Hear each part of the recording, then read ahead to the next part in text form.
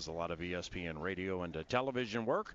And you can follow her via the X machine if you are so inclined at Courtney R. Cronin. And she will be our final on-site live guest, day 2 of the NFL Combine.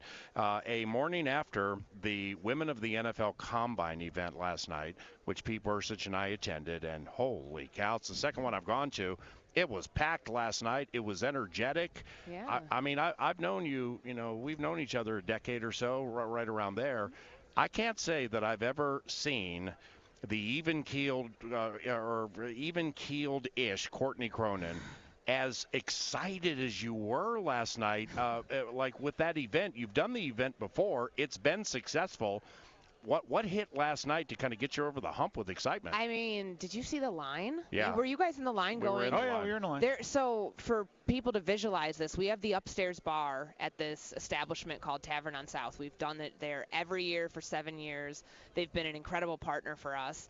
And I have a registration table where everybody has to sign in. And at one point, we had such a rush of people that the line was backed up down the stairs. And it was fun to see that because it just shows you that the growth and the word of mouth and people bringing first-timers there. Like, I get most excited when I see people I don't know. Like, obviously, you love the people who have been your day one supporters, and obviously you've been to several of these.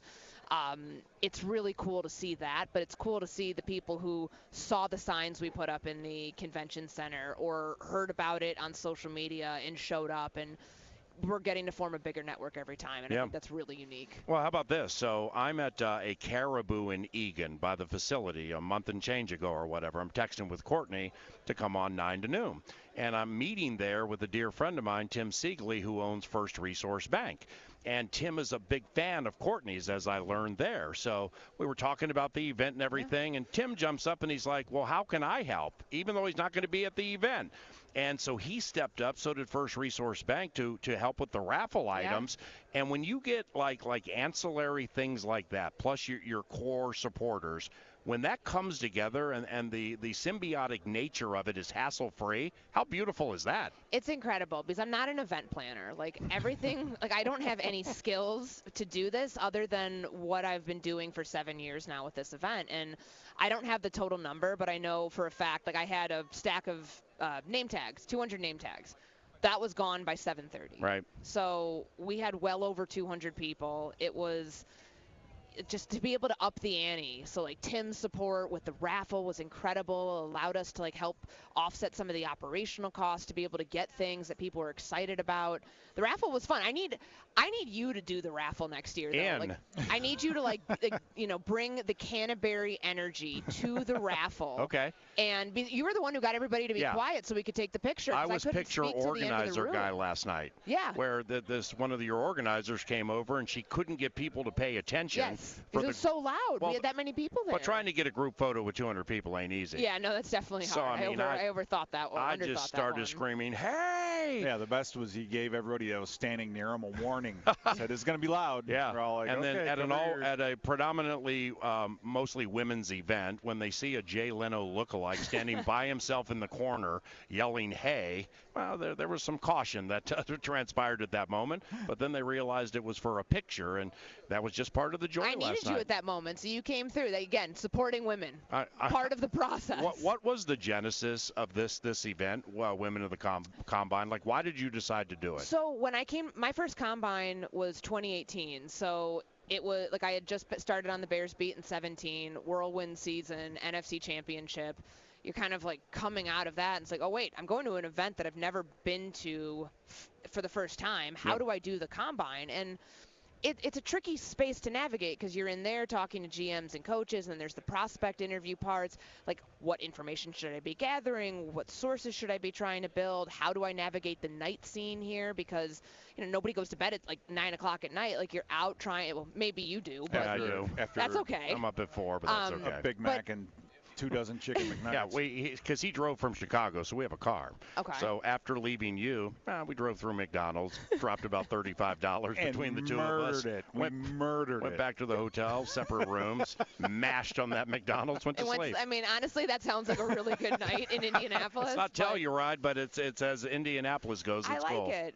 But like the genesis of it was I wanted something back in 2018, NABJ, National Association of Black Journalists, had a dinner here for anybody who was part of their professional organization to come to and just like network, and it looked like a really fun thing. I think they probably had like 30 people, something like that.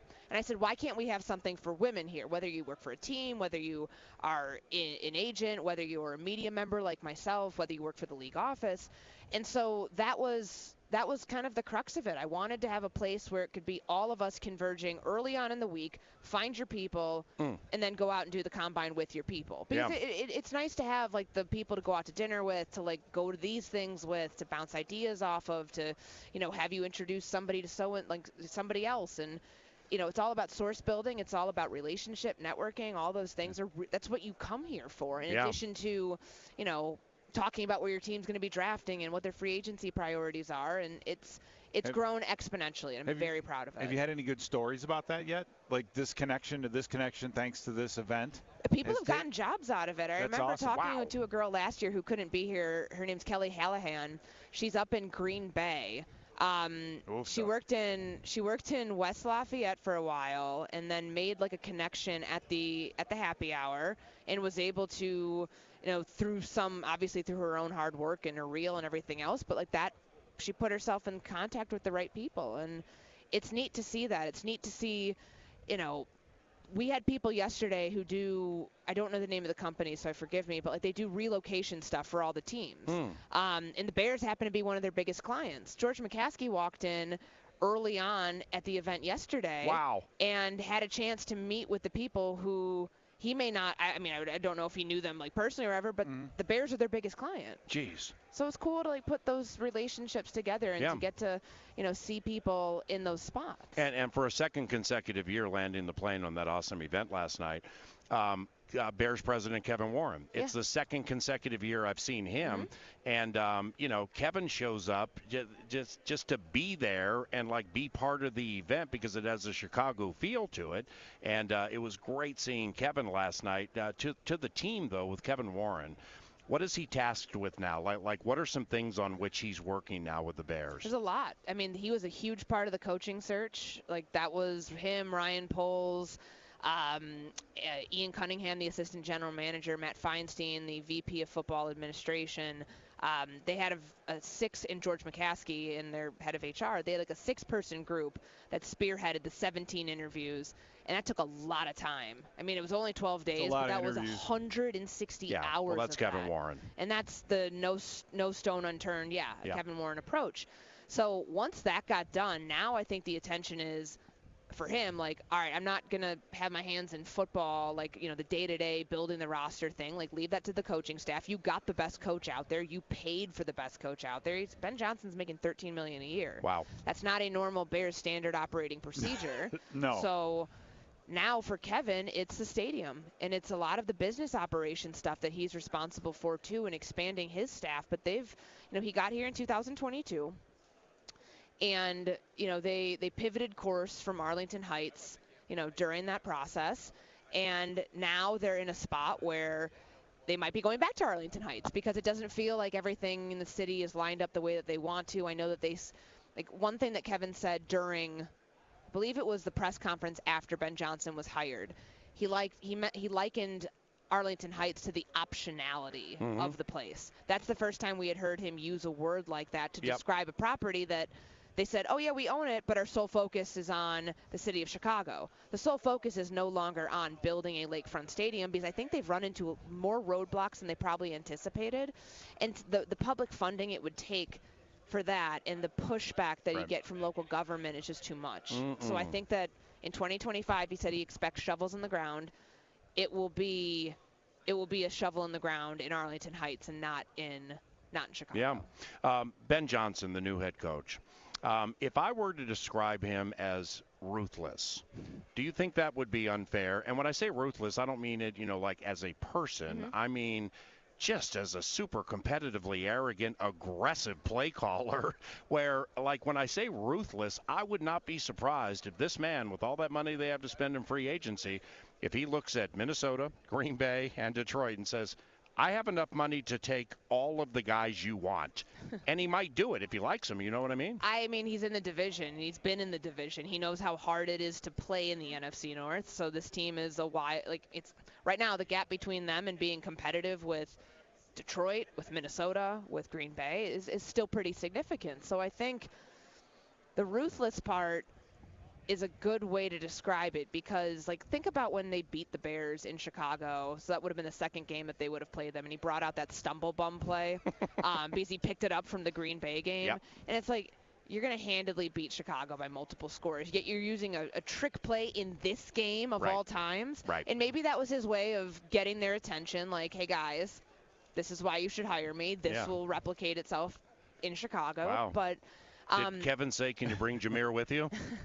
They need something like that. I mean, but that's the point of what made Ben Johnson so successful in Detroit. His offensive line coach is what his offensive line coach. The ability to identify that talent and bring it in. And because I'm trying to remember the Hank Fraley? The center for Frank Ragnow. Ragnow. Yeah. Remember, he played guard for a while and was really kind of a disaster. Wow. And then they moved him to center. Yeah, I didn't remember that. And then, boom, he just took off. So it's the ability to find – you can't just draft first-rounders all the way across the board. It's just too much of an investment. You need to find some other guys that fit what they're trying to do. Yeah. And the reason the Lions are – I mean, obviously they have the pieces, but the offensive line – and you talk about a thorn in the side of the Bears for the last couple of years. I mean, Tevin Jenkins is a big free agent, but he's missed multiple games. 22 over the last 4 seasons. He's had a very, very hard time staying healthy. It's just been just a disaster. Yeah, it hasn't been good. And the all three of the interior on the offensive line, all three of them are headed to free agency. And I don't think those are guys that you want to bring back. I mean, can you flip an entire unit in one offseason? Yeah. Ben Johnson said yes when I talked to him yesterday. Of course he did. And he pointed to Carolina as the example, which is interesting, just thinking about how much they really have made investments there. The Bears have not. The Bears have one top 10 pick on the offensive line, and that's Darnell Wright. It has to be a priority because you got to protect your quarterback who was sacked 68 times. Yeah. And I think that Ben knows the offensive line, that was something that was built before him, and it's probably a strategy under Brad Holmes that will continue. I mean, it was built before both of them, starting with Taylor Decker in 2016. First-round pick. Penei Sewell was a first-round pick. Frank Ragnow was a first-round pick. Kevin Zeitler was a first-round pick. I know they signed him as a free agent from Baltimore, but, it works. Yep. You spend high draft capital at premium positions like that because those can be franchise guys for you for 10 years. Right. And, for Jared Goff and the play-action game and the run game to all marry together, it starts with that unit. And, to bring it back to, what you said about Jahmyr Gibbs, the Bears don't have that running back room right now. DeAndre Swift was with Ben Johnson in 2022, and Ben Johnson was cool at that point being no, I'm good on this. We can send him to Philly. That's fine. So I don't know. The Bears overspent on him in free agency last year. I think that's kind of a, buyer's remorse on that when Saquon Barkley said at the Super Bowl that he was pretty close to wanting to be in Chicago and signing with Chicago. Oh, geez. That doesn't help. I must have missed that doesn't one. Help. It doesn't help. Courtney Cronin, ESPN. Caleb Williams. What's the grade on him, or what are the thoughts on him in his first campaign? And Courtney has a story at ESPN.com from a couple of days ago. For Caleb to grow, the Bears need help at these four positions. Yeah, and it's a defense too, because the defense is going to help him and keep the other team, get the other team off the field so he can go score points. But it's a lot of up and down, and I think that if the team looks back at it and understands where it all went wrong, I think certainly coaching had to do with some of it, but that excuse is now gone because you went out and got, in theory, the best coaches you thought money could buy for this quarterback.